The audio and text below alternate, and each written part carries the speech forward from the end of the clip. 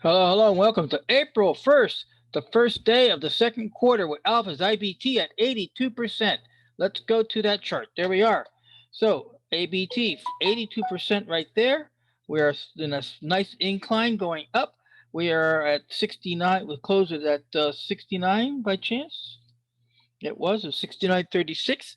And our stop is our third ratio is 671. So we are still about 5 days out, about $5 out. So $5, about about 2.5, 3 days, 3 days round up to getting to that 100 ROI. All right. That said, now go on to KR, and here at KR, uh, look at this. Look at this. We are still in the game.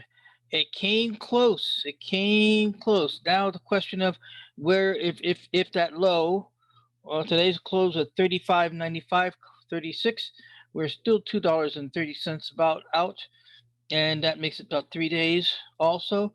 But we are very much in close danger of being stopped out right here at the lower low below the third ratio, and that would be looking at still be getting out of positive territory. That would be the important thing, and only maybe about $100 in by the time we clear out.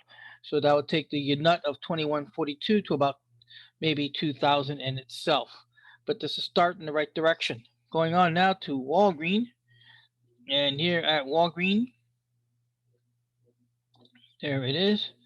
And Walgreen is also, now remember I mentioned about the cup and the handle, and now we have a nice move. Look at this. This is an indication that there's a lot of strong support. Came all the way down, market rejected it and pulled it right back up. That means there are buyers down here waiting to get on board. They push it up higher, then the buyers will also move their marker up. We're at $1.65 on the ATR right there, and we closed today at 54.75. So we're still $6 and a quarter out of getting to that third ratio, and that would equate to about maybe 4 days here in the perfect world. Going on to AT&T, and AT&T is running at came down and now it has a nice push up. So this is running about 50 cents, and the close was at 30.47. So we are really, oh no, 30.44. So the close was at 30.47, and we're still a dollar. We're still a dollar ATR out of getting to that third ratio. So our stop is still here at the original start point. Remember, we're risking one to make three. That's what the 3-to-1 ratio is, and that's what's going on. Now going on now to Adobe, and Adobe's at 13. And it's now Adobe has a nice 45-degree angle up climb, coming a little bit of a doji here, but it's still in good territory. Have to stretch this out. Let me cover up the expiry, because the expiry, if you want about the expiration date of the option in current, is right here, June, which will be of this year, and we're looking at 540 is our strike price. So we're looking at getting close to the 540. The deadline is the date to expiration, which is June. Now, and the delta was 15. Remember, I recall I mentioned this earlier. The reason that we're stuck in such a low delta is because of the fact is that the alphas did not have a lot of buying power. They're limited at 10%. So you go ahead and cover up here to the last 3 points, and that's your 10% right there. So there's 577 for one trade allocation. So that's what you're doing, a 10% allocation. Then if you want to go down and say what would be the actual option cost you'd be looking at that you'd be limited to, we'll change this to a decimal point. You got 577, and that will be looking at that in this room. Now we do have some high numbers here. Now these were flippages. That's what this is. Trade price is the price that we got in at. And right here we had slippage, which really hurt us, and it is hurting us. IAU had a high volatility, and that was the other reason that that is so high up also. So those are the reasons that they're now ATRX. I do not know why ATRX is in the it's in the down slump or behind at 11%.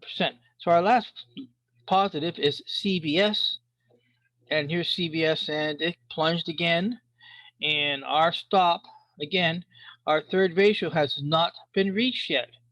Until that third ratio is reached, or comes all the way down here and stops us out, or possibility this runs to expiration date when we're good till August. So is it possible that price can stay right in here, never crossing the third ratio for the next 2, 3, 4 weeks? Yes. And will it hurt? Yes. Even if price stays into a nice little positive territory up here, the bottom line is time decay will eat at the situation. So when we get close to the last 30 days, we have to look for lower low or a last bar low to exit. So the anticipation is to get out of this trade prior to the last 30 days of the option before we get into the what they call the ice cube melt. Options will go very slow. When they start out, they come out like this at this line, and then they drop down and drop down and come down, down. That's what options will happen. And the last 30 days is what they call the ice cube. The value will melt very quickly. Point out that REI has gone from double digit minus to a single digit, but sundial is still in double digit. Now, we are here at the April 1st. So here at April 1st, we are looking at we're looking at the alphas are running at 4.4 and the spies at 5.8. So we're not too bad, running 1.4% behind the spy. But as I said before, the important thing is, and let's go ahead and prove that. Let's go ahead and look at that. There it is. There's the spy right here. That's the SPY right there, the SPY, the ETF for the 500 top companies, and there's year to date daily total return 5.68. So we make it 5.8 is on our title screen right there, and that's what we're battling. But our second battle is not here. Our second battle also deals with the high performing mutual funds who perform double digits in a 10-year track record. So point comes down to is why trade?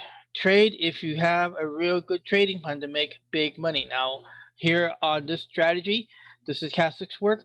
Yes, stochastics work, but the situation is I'm also locked into my lost leaders list, which is something that will have to come at the end of come July 1st when the challenge ends, is to decide what to do for the latter part of 2021. So that's going to be the Elvis Shift is going to be. Oh yes, got me bring that up. The Elvis Shift is going to be that we're going to change. Oh, gotta change this. We're going to change to a weekly downtrend. What that means is instead of looking at the stochastics on a daily basis in the uptrend, which is what we've been doing, we're going to also, let me go ahead and stretch this down. I'll give you a sneak peek into behind the scenes right there. Right there, you see right there is that we have stochastics in the uptrend on daily, and that the weekly must agree.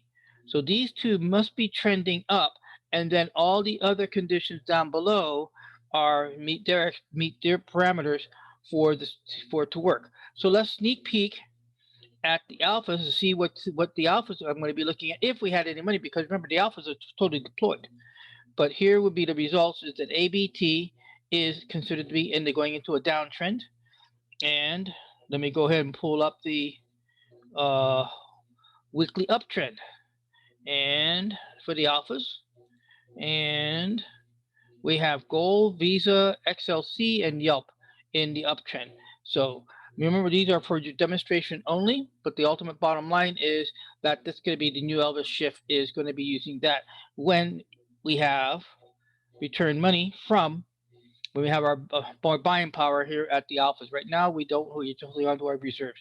And with that said, we'll conclude today's report for Losers Become Winners for April 1st. Bye-bye.